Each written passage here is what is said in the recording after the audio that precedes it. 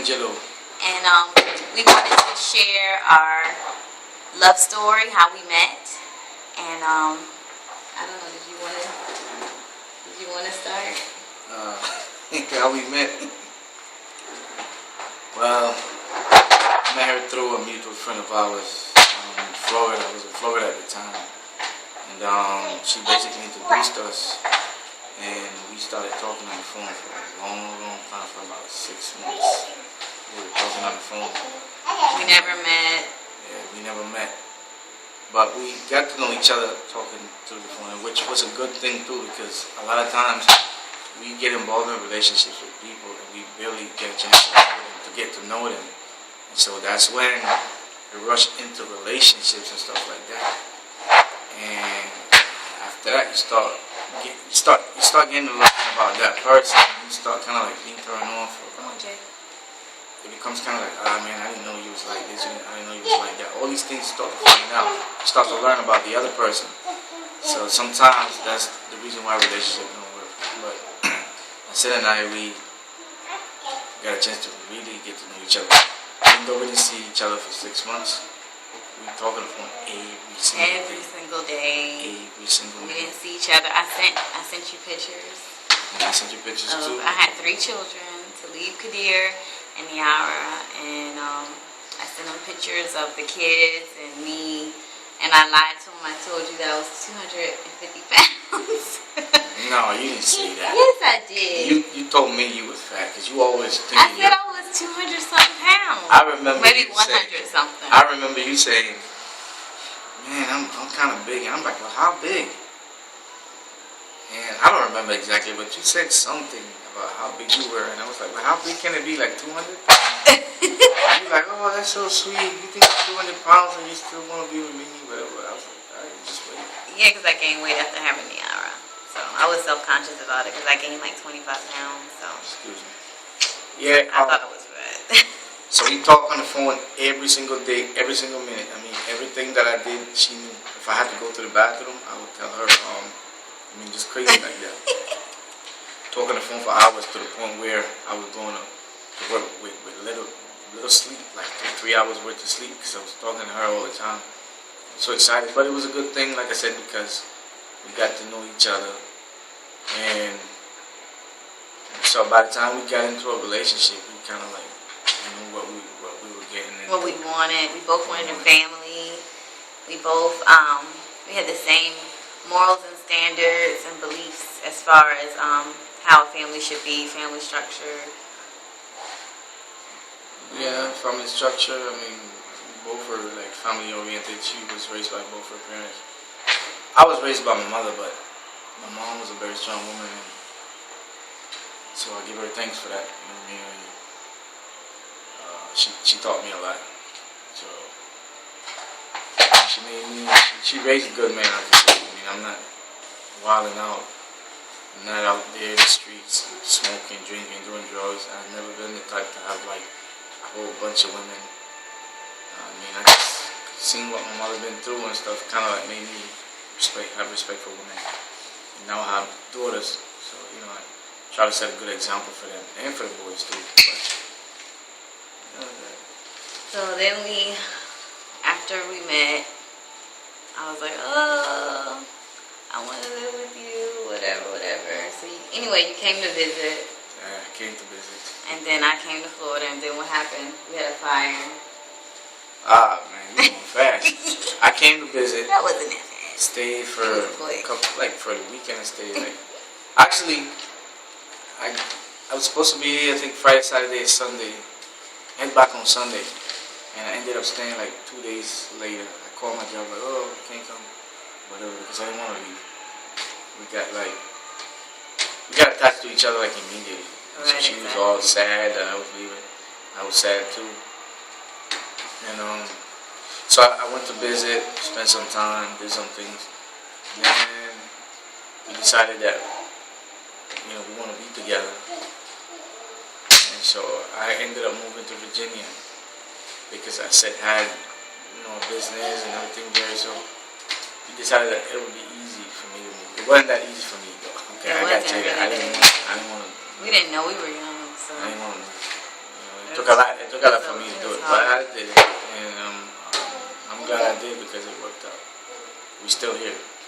And then, so when I moved in, we had a fire in the house, and I got burned. You probably won't be able to tell because I had a skin graft, but basically, they took, yeah, all that. They took, they cut me here, in my leg, and the skin graft. So, how did I get burned? Frying plantains. I was frying plantains, and Playing reggae. I wasn't used to, but really, I wasn't used to the stainless steel pots. Those pots, they heat up fast. I didn't know that. I had to put them high with oil. And so I went into the room. While I figured, I'm going to give the pot some time to heat up so that I can fry the plantain. And so I went in the room and I was talking to her. And she came into the kitchen and she was like, oh, the kitchen's on fire. And when I went, the cabinets were burned and stuff like that. So I grabbed the pot with oil. Just because at the time we had a daycare in the house and there were children in the house. So I freaked out thinking the house was going to burn down and kids were going to get hurt or whatever. So I grabbed that pot. In the kitchen there was a door leading to the laundry room, and there was also a door that would lead outside. You had to go down like 2-3 steps. So I grabbed that pot immediately and threw it in there. Not thinking, just thinking about the safety for my family. And so that oil splashed all over my hand, and it was, you know how it is. His pants was on fire. I seen the fire on your pants. My pajama pants, which I never got. But anyway, and then it started bubbling up. You know how it is when you get burned with oil. It bubbled up. And I didn't want to go to the hospital, but I'm glad. Right, they don't want to go to the hospital. I'm like, you need to go to the hospital. And he ended up going to the hospital, and then I ended up the Riverside. Right, in Newport News, Virginia. And I ended up going, and they were like, oh, he's going to have to go to Norfolk, Centera and Norfolk. And I'm like, what is it? Norfolk General, right? Norfolk General, yeah. And did they fly you there? No, they were supposed to, but no, I took the ambulance. Really? I think they did fly you. Yeah, they did fly me. And I didn't realize it was going to be that bad. And next thing you know, he ended up having to get a skin graft, and it was serious. He went to intensive care unit for a day or whatever, and it was horrible. So they actually brought us closer. I'm like, She saw me cry because once I was hospitalized, she would come and visit, but she couldn't stay long because we had the other children, and they had like the grandmothers were watching them, but like she couldn't watch them like all day because she had things to do herself too.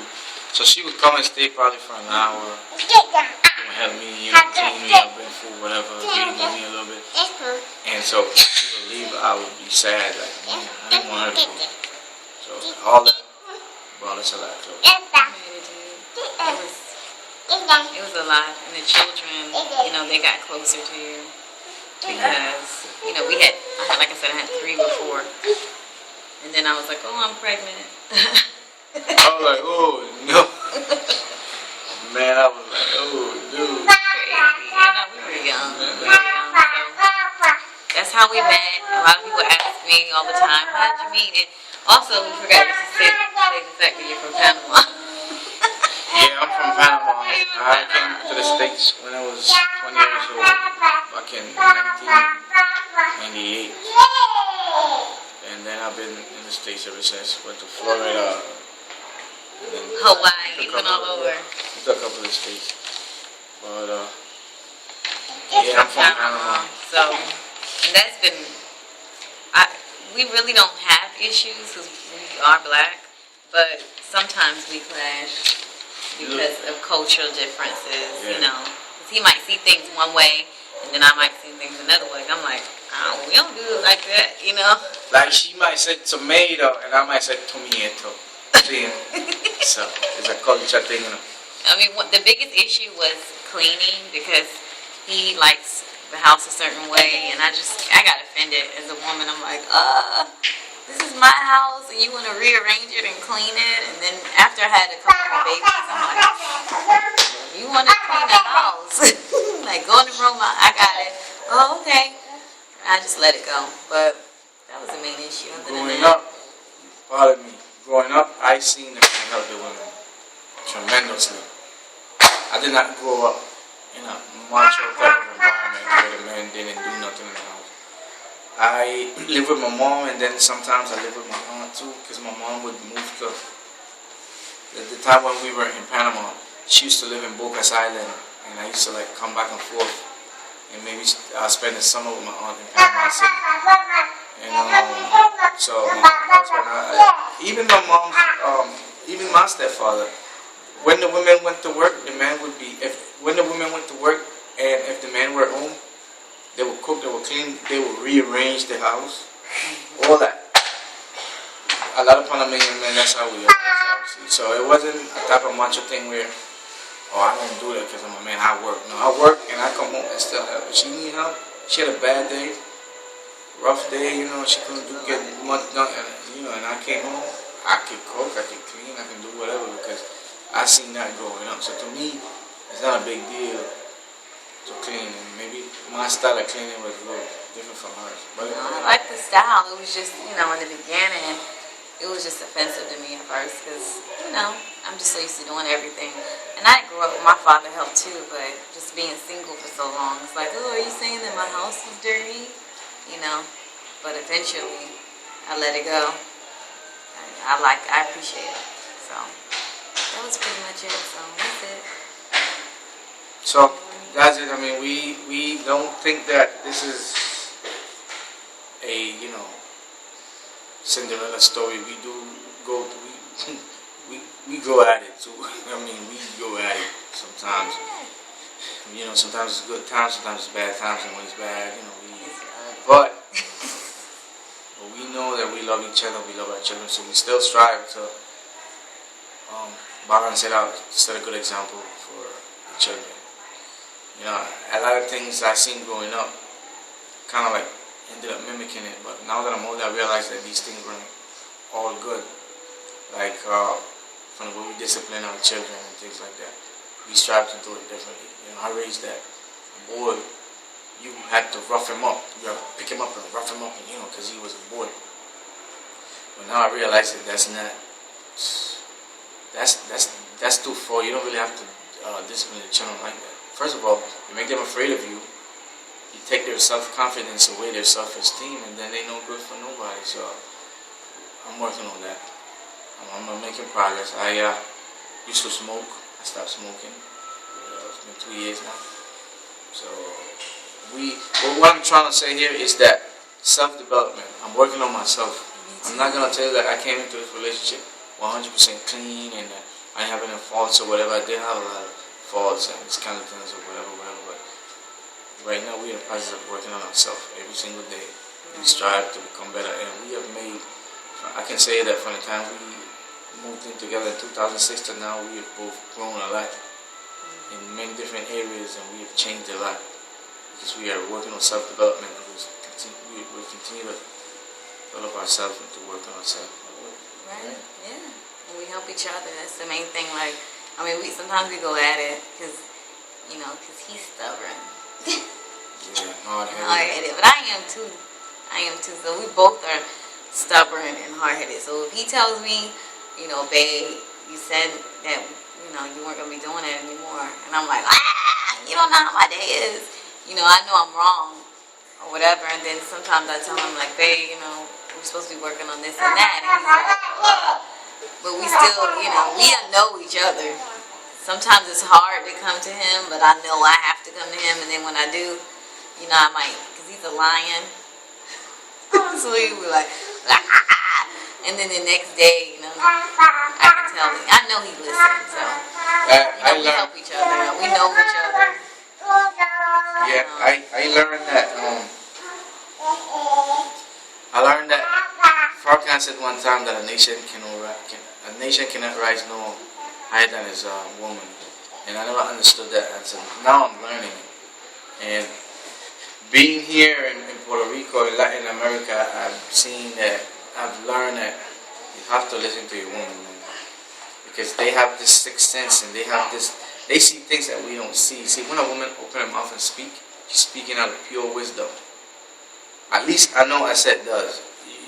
She's not talking just to talk or to run her mouth. She did the knowledge.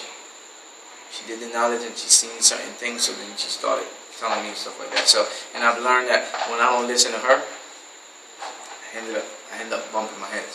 So I'm still striving to listen to her when she talks, because usually she's right, and usually women are right. The problem with us men, if we were to take the time to listen to our women, then maybe we could be a lot better. Maybe the world would be a lot better if we could listen to our women.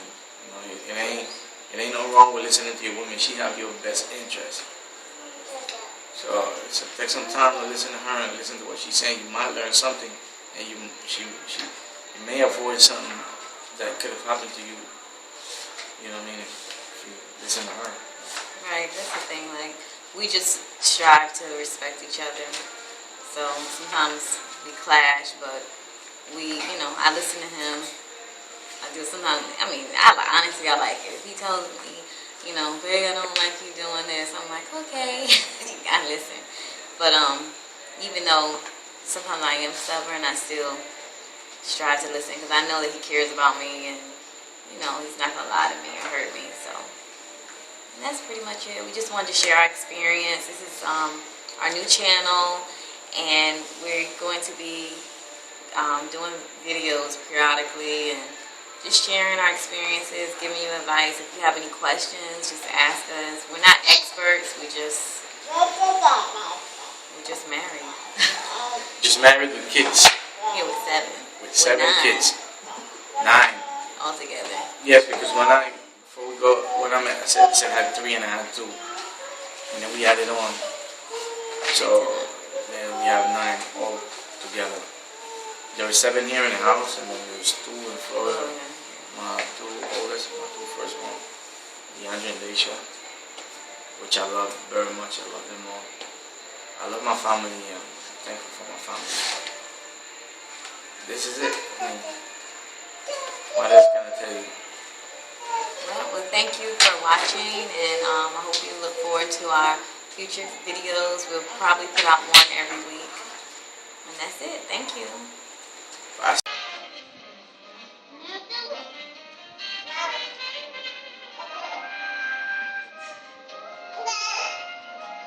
Go, Jay. Go to. Go, Jay. Go to.